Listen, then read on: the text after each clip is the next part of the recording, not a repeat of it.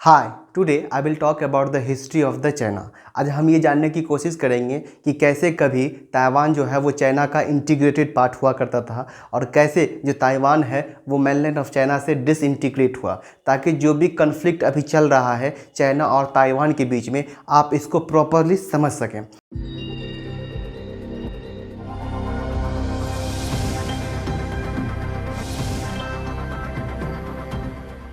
So myself Ahmed and once again I welcome to all of you on my channel UPSC Knowledge Network।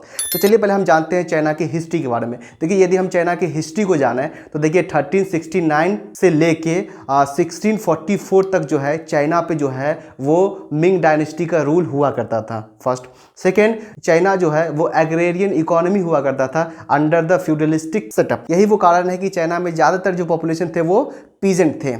अब याद रखिएगा 1624 में ये जो आप एक आइलैंड देख रहे हैं इसको जो है डच ने स्नेच अवे कर लिया था फ्रॉम द मिंग डायनेस्टी। 1644 में जो है क्विंग डायनेस्टी का शासन आता है चाइना पे, ठीक है। उसके बाद क्या होता है कि 1661 में ये जो आइलैंड था और ये जो ताइवान है इसको जो है मिंग डायनेस्टी ने वापस छीन लिया डच से। कब?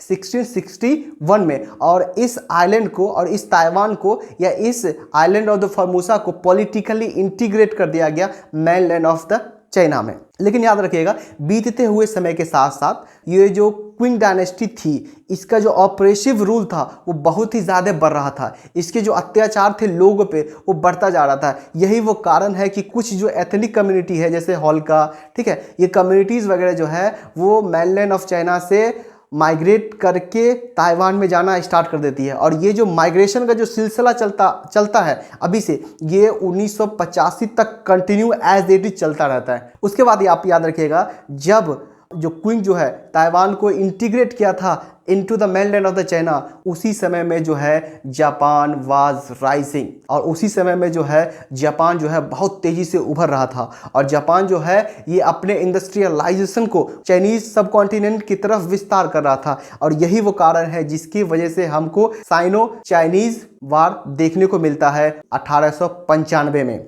और याद रखिएगा ये जो जापानीज है ये बहुत ही आसानी से क्विंग डायनेस्टी को डिफेट कर देती है, बहुत ही आसानी से क्विंग डायनेस्टी को हरा देती है और ये जो ताइवान है इसको कैप्चर कर लेती है। Taiwan was under the control of till the end of the second world war. तो आप याद रखिएगा ये ताइवान जो है ये फिर मतलब किसकी कब्जा में चला जाता है? जापान के कब्जा में चला जाता है। कब जाता है? 1895 से लेके till the end of the second world war ये जो ताइवान है ये जापान के ही अंदर में रहता है। आप इस बात तो चलिए अब हम जानते हैं Chinese policy of the isolation के बारे में। देखिए जहां एक तरफ ब्रिटिश जो है वो अपने आप को विस्तार कर रही थी इंडियन सब कॉन्टिनेंट में, वहीं दूसरी तरफ चाइना जो है एक पॉलिसी को फॉलो कर रहा था जिसको हम वन पोर्ट पॉलिसी कहते हैं। अब देखिए इस वन पोर्ट पॉलिसी के थ्रू चाइना कर क्या रहा था कि यदि कोई व्यक्ति चाइना में इंटर करना चाहता है, यदि कोई व्यक्ति चाइना जाना चाहता है तो वो सिर्फ एक ही पोर्ट के थ्रू जा सकता है, ठीक है। इसी को हम वन पोर्ट पॉलिसी कहते हैं। फर्स्ट सेकेंड जो है चाइना जो है उस समय में ट्रेड को बहुत ही रिगरसली कंट्रोल कर रहा था। अब कैसे कंट्रोल कर रहा था? और ट्रेड को रिगरसली कंट्रोल करने के लिए चाइना एक और पॉलिसी को फॉलो कर रहा था जिसको हम एक्सचेंज पॉलिसी कहते हैं। अब इस एक्सचेंज पॉलिसी के थ्रू चाइना करता क्या था कि जैसे मान लीजिए कि मैं चाइना में जाता हूं अपने गुड्स को लेकर और मैं उस गुड्स को चाइनीज़ मार्केट में बेचता हूं और चाइनीज़ मार्केट में उस गुड को बेचने के बाद जो भी बुलियंस हम प्राप्त करते हैं in the form of gold या in the form of the silver, उस बुलियन को लेके हम वापस अपने घर नहीं आ सकते। मतलब ये कि इस तरह की पॉलिसी थी चाइनीज़ मार्केट में कि वो उस बुलियन से आपको कोई ना कोई चाइनीज़ आइटम खरीद के ही यहाँ से जाना है। मतलब कि आप बुलियंस लेके नहीं जा सकते हैं। क्यों चाइना ऐसा क्यों कर रहा था? इसलिए कर रहा था ताकि जो चाइनीज़ बुलियन है उसका डिप्लीशन ना हो, जो चाइनीज़ बुलियन है वो आउट ऑफ टेरिटरी ना जा सके, इसलिए चाइना इस तरह की पॉलिसी को फॉलो कर रहा था। लेकिन याद रखिएगा जहां एक तरफ ब्रिटिश जो है इंडिया को अपना इंपॉर्टेंट कॉलोनी बना लिया, तब जो है ये ब्रिटिश जो है ये टर्न लेता है किसकी तरफ? चाइना की तरफ। और ये जो ब्रिटिश चाहता क्या था?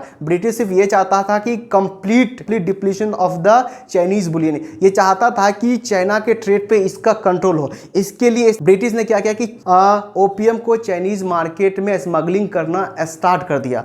अब चाइना ये ब्रिटिश करता क्या था कि ये जो है ओपियम को चाइनीज मार्केट में जाके बेचता था और जो भी बुलियन मिलते थे उससे जो है चाइनीज टी या फिर चाइनीज जो सिल्क है उसको खरीद के किसी दूसरे मार्केट में जाके बेच लिया करता था।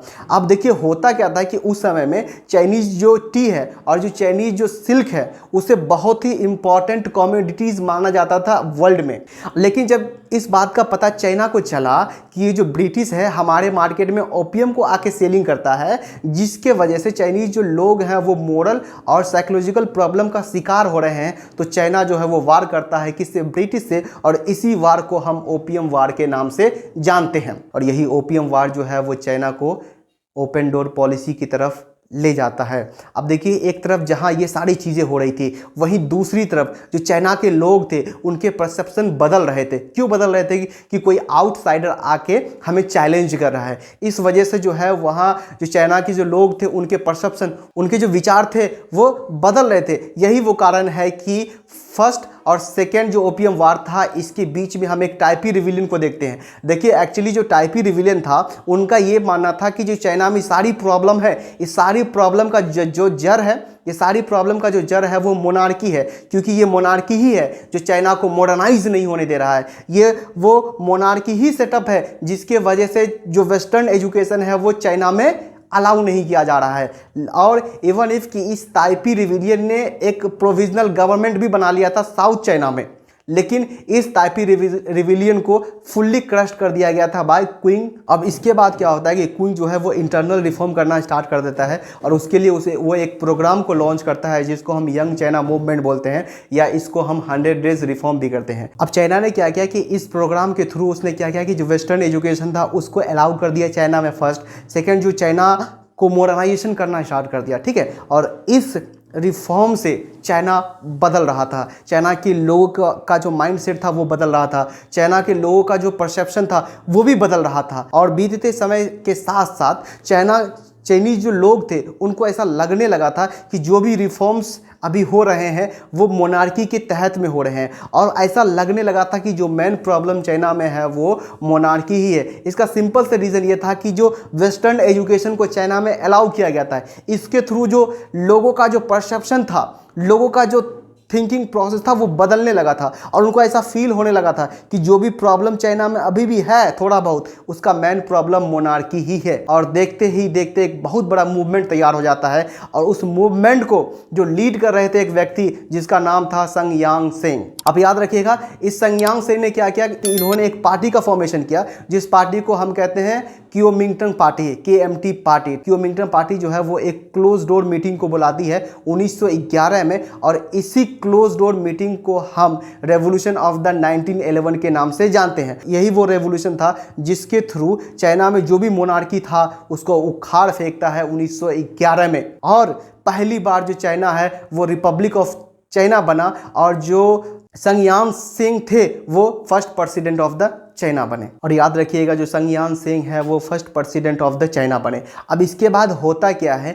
कि जो पार्टी था, KMT पार्टी था, उसी में जो है वो पावर स्ट्रगल स्टार्ट हो जाता है, ठीक है। अब ये होता क्यों है? क्योंकि देखिए जो संग यांग सेंग थे इसके अगेंस्ट में कौन कौन थे? इसके अगेंस्ट में जो प्रो डायनेस्टी के लोग थे वो थे, और जो conservative people of the China थे वो कम्प्लीटली अगेंस्ट थे किसके? संग यांग सेंग के। और यही वो कारण है कि KMT पार्टी के ही एक और लीडर थे जिनको हम यंग सिखाई कहते हैं। उसके बाद जो है यंग सिखाई जो है वो प्रेसिडेंट बनते हैं चाइना के with the help of the pro dynasty and the conservative people of the China. लेकिन बीतते समय के साथ साथ चाइना के लोगों को ऐसा एहसास होने लगा, ऐसा महसूस होने लगा यंग सिखाई है ये एक डिक्टेटर की तरह रूल कर रहा है, ये एक मोनार्क की तरह रूल कर रहा है। और उसी समय एक व्यक्ति था चाइना में जिसको हम चिंकाई शेक कहते हैं। और चाइना के हिस्ट्री में चिंकाई शेक को हीरो की तरह देखा जाता है। उसके बाद जो है चिंकाई शेक जो है प्रेसिडेंट बनते हैं 1915 में। और जैसे ही चिंकाई शेक प्रेसिडेंट बनते हैं चाइना में,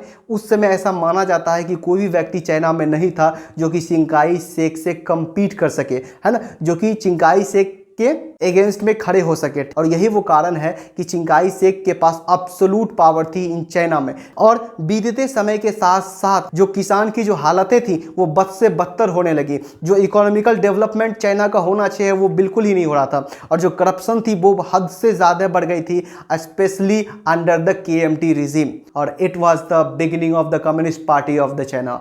और यही वो समय था जब कम्युनिस्ट पार्टी ऑफ चाइना का जन्म होता है चाइना में। तो याद रखिएगा जो कम्युनिस्ट पार्टी का जो जन्म हुआ चाइना में, इसके क्या कारण थे? उसके कारण यही थे कि उस समय में जो है किसान की हालतें बद से बदतर हो गई थी। उस समय में जो है इकोनॉमिकल डेवलपमेंट बिल्कुल ही नहीं हो रहा था और जो चाइना में जो करप्शन थी वो हद से ज़्यादा बढ़ गई थी। और यही वो कारण है कि the communist party of China का जन्म होता है under the leadership of the Mao Zedong. याद रखिएगा, ये जो माओ ज़ेडोंग है ना, ये बहुत ही स्मार्ट पर्सन था, इवन इफ कि इसने सोशलिज्म की डेफिनेशन को ही चेंज कर दिया। अब इसने सोशलिज्म की डेफिनेशन को कैसे चेंज किया हम आपको समझाते हैं। देखिए, जो सोशलिज्म की बात करते हैं उनका ये कहना है कि जो इक्वल डिस्ट्रीब्यूशन ऑफ वेल्थ होगा वो वर्किंग क्लास के थ्रू होगा, जो रिवोल्यूशन होगा वो वर्किंग क्लास के थ्रू होगा, जो पावर और ऑथोराइजेशन होना चाहिए वो वर्किंग क्लास के हाथ में होना चाहिए। लेकिन माओ ज़ेडोंग क्या करते हैं कि ये बाय एडिंग द पीजेंट, और ये पीजेंट को कहते हैं चाइना के जो पीजेंट्स थे, क्योंकि मोस्ट जो पॉपुलेशन था चाइना का वो किसका था? पीजेंट का था। और ये पीजेंट्स को कहते हैं कि आज जो भी करप्शन है चाइना में और जो भी आज आपके हालात जो है जो बद से बदतर हो चुके हैं और जो भी इकोनॉमिकल डेवलपमेंट आज चाइना का नहीं हो रहा है, इसका सबसे बड़ा जो कारण है वो KMT गवर्नमेंट है। जो पीजेंट है ये उनकी जिम्मेवारी है कि ये KMT गवर्नमेंट को ओवरथ्रो करे, and it was the beginning of the civil war in the China. और यही जो है वो बिगिनिंग था civil war of the China का। तो याद रखिएगा, जो सिविल वार चाइना में हुआ वो दो फेज में हुआ। पहला फेज था कि 1927 से स्टार्ट हुआ और दूसरा फेज जो था 1937 से स्टार्ट हुआ। तो आप याद रखिएगा, जो first phase of the civil war था, अच्छा सिविल वार कहते किसे हैं? सिविल वार जो था ये पावर स्ट्रगल था बिटवीन दो के बीच में। किसके बीच में? Communist party of the China के बीच में और जो KMT था, क्यूमिंगटन पार्टी जो था उसके बीच में। लेकिन रूल कौन कर रही थी? KMT गवर्नमेंट रूल कर रही थी। अब CP जो communist party of the China है, इसका जन्म किस लिए हुआ? इसलिए हुआ था कि जो किसान की जो हालतें हैं वो बद से बदतर हो चुकी थी, जो इकोनॉमिकल डेवलपमेंट चाइना का होना चाहिए वो बिल्कुल ही नहीं हो रहा था, और जो करप्शन थी चाइना में वो हद से ज़्यादा ही बढ़ गई थी। यही वो कारण थे जिसके वजह से जो है कम्युनिस्ट पार्टी ऑफ चाइना का जन्म होता है। लेकिन पावर किसके हाथ में था? KMT गवर्नमेंट के हाथ में था। जो फर्स्ट फेज में जो है वो डोमिनेट कौन कर रहा था? KMT गवर्नमेंट कर रहा था। एक चीज जो है KMT गवर्नमेंट के पास नहीं थी वो है साउथ चाइना, क्योंकि देखिए साउथ चाइना में जो है वो डोमिनेशन था पीजेंट का, और जो पीजेंट लोग थे वो माओ ज़ेडोंग को एज ए भगवान की तरह मानते थे। उनका ये मानना था कि ये माओ ज़ेडोंग ही है जो हमको इस क्राइसिस से निकाल सकता है, ये माओ ज़ेडोंग ही है जो हमको इस प्रॉब्लम से बाहर निकाल सकता है। इसलिए जो है जो पीजेंट्स थे उस समय के वहाँ के, वो जो है माओ ज़ेडोंग को एज ए भगवान की तरह मानता था। तो आप याद रखिएगा, फर्स्ट फेज में जो है डोमिनेशन था KMT गवर्नमेंट का, लेकिन इसके पास सिर्फ साउथ चाइना पे कंट्रोल नहीं था, क्योंकि साउथ चाइना में जो है ज़्यादातर डोमिनेशन था वो पीजेंट का था। और इसके बाद क्या होता है कि माओ ज़ेडोंग ने साउथ चाइना से नॉर्थ चाइना एक मार्च स्टार्ट करती है। वाई? क्यों करती है? ताकि वो जो अपनी पार्टी है उसको प्रिजर्व कर सके, ताकि जो उसकी पार्टी है उसको बचा सके। इसी बीच में क्या होता है कि जापान जो है वो मंचूरिया पे अटैक कर देता है। और याद रखिएगा, जो मंचूरिया है वो northern part of the China है, और जो नॉर्दर्न पार्ट जो था वो कंट्रोल में किसके था? KMT गवर्नमेंट के पास था। अब क्या होता है कि यहाँ पे communist party of the China और जो क्यूमिंगटन पार्टी ऑफ द चाइना था, ये दोनों जो है एक साथ आ जाते हैं, ताकि जो जापान के एग्रेशन है उसको काउंटर किया जा सके, ताकि चाइना देश को बचाया जा सके जापानीज के एग्रेशन से। और ये दोनों पार्टी एक साथ आती है और यूनाइटेड फ्रंट का फॉर्मेशन करती है in 1937, and this was the beginning of the second phase of the civil war। तो आप याद रखिएगा, फर्स्ट जो फेज था सिविल वार का उसमें डोमिनेशन किसका था? KMT गवर्नमेंट का था। लेकिन जैसे ही जापान ने मंचूरिया पे अटैक किया, ये दोनों गवर्नमेंट एक साथ आ जाते हैं ताकि जापान को काउंटर कर सके। अब इसी समय में क्या होता है, माओ जो ज़ेडोंग थे वो पॉलिटिक्स खेल जाते हैं। कैसे पॉलिटिक्स खेल जाते हैं? क्योंकि जितनी भी रिस्पॉन्सिबिलिटीज़ होती है वो सारी की सारी जो रिस्पॉन्सिबिलिटीज़ है वो KMT गवर्नमेंट को दे देती है, ताकि उसके पास जो पावर है, जो उसके पास जो ऑथोराइजेशन है और जो उसके पास जो रिसोर्सेज है उसको डिप्लीट किया जा सके, ताकि उसको खत्म किया जा सके। जैसे ही जापान जो है वो सिलेंडर करता है हिरोशिमा और नागासाकी न्यूक्लियर बम अटैक के बाद, वैसे ही USSR ने कम्युनिस्ट पार्टी ऑफ चाइना को सपोर्ट करना स्टार्ट कर देता है। और जैसे ही कम्युनिस्ट पार्टी ऑफ चाइना को आर्म्स एंड अम्यूनेशन मिलता है फ्रॉम USSR, इसकी जो रेड आर्मी है वो पूरे मेनलैंड ऑफ चाइना पे जो है वो मार्च करना स्टार्ट कर देती है, जिससे कि जो KMT गवर्नमेंट थी और जो कम्युनिस्ट विचार के जो लोग थे वो सब जो है एस्केप करके from mainland China to Taiwan में सेटल हो जाते हैं। ठीक है, और उसके बाद क्या होता है कि माओ ज़ेडोंग ने पूरे मेनलैंड ऑफ चाइना पे कैप्चर कर लेते हैं और चाइना को पीपल्स ऑफ रिपब्लिक चाइना घोषित कर देते हैं और वो प्रेसिडेंट बन जाते हैं चाइना के,